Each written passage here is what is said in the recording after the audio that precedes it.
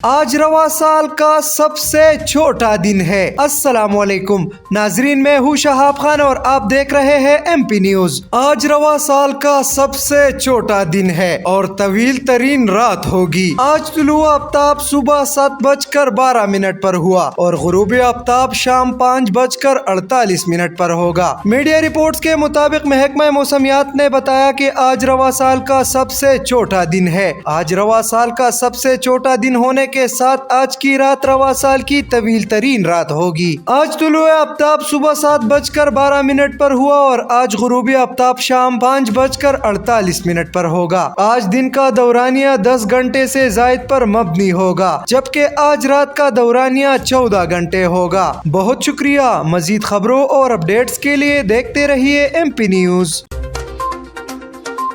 MP news सवाल समेत मुल्की और गैर मुल्की खबरें आप तक पहुंचाए सबसे पहले।